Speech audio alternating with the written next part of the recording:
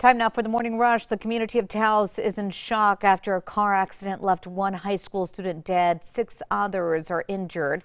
The Taos County Sheriff told the Taos News the student who died was a female passenger and that the driver is unlikely to survive. The sheriff has not released any further details, including if other vehicles were involved. We'll follow the latest.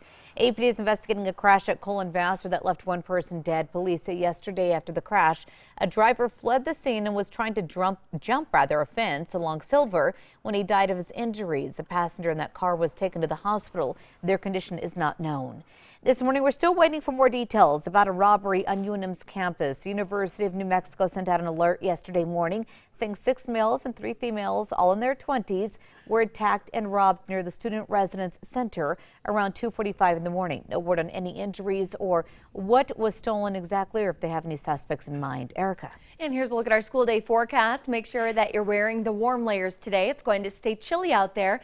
Temps this morning in the low 40s will stay in the low 50s through the afternoon with strong winds and a chance for a shower. The Clovis City Commission set to hold a controversial vote next week to ban abortions within city limits. While there's a lot of local support, there's also some people concerned for future legal hurdles. The ordinance does not block clinics from setting up shops in town. However, it would stop the shipment of pills or supplies used in abortion procedures. The FBI is offering a $5,000 reward for any information relating to a 2018 cold case in Shiprock. They say that Herbert Whitehorse was found dead in an arroyo in early May of 2018. An autopsy found that he had died from blunt force trauma to his head.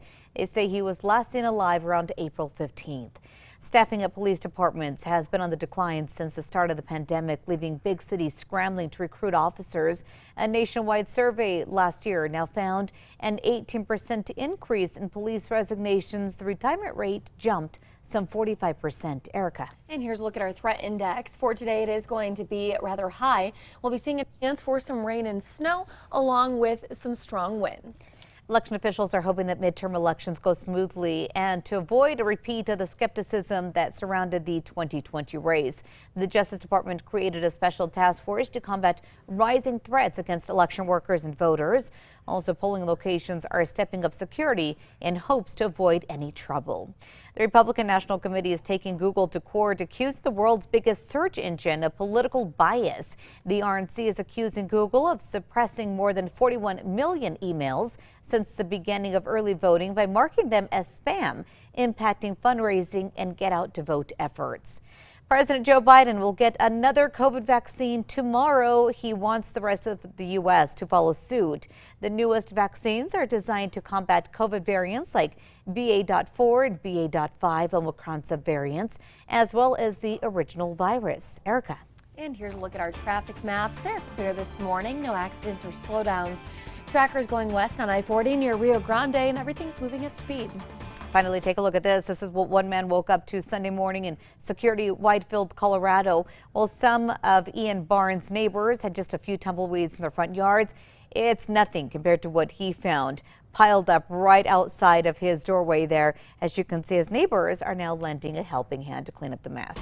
Time now for the 5 facts. At number 5, a local family is offering up a rare opportunity for fans of Stranger Things. The Ashers now own this home here in Albuquerque. You may recognize it as the home of the Byers in the show. When the Ashers were looking for a new home, they stumbled upon this place not knowing it was part of the hit show. And the home is now listed on Airbnb. Number 4, while inflation continues hitting people hard, it's leading to less pets coming home from the shelter and more being brought back. Positive Life Rescue is a nonprofit that helps animals find homes. They get most of their money from adoption fees, but lately there's been a drastic drop in adoptions. Now they rely on donations and fundraisers along with hosting low-cost vet clinics. And at number 3, it is going to be a messy day. We'll be seeing rain, especially in eastern New Mexico, some mountain snow up north. Very windy conditions up to 50 miles per hour and chilly temps. Number 2 now. This morning, we're still waiting to learn more details about a robbery on UNM's campus.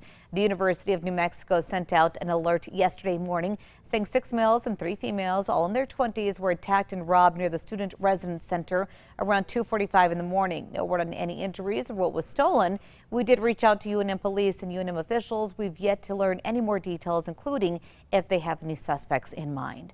Finally, number one for you this hour, the Clovis City Commission set to hold a controversial vote next week to ban abortions within city limits. While there is a lot of local support, there's also some people concerned for future legal hurdles. The ordinance does not block clinics from setting up shops in town.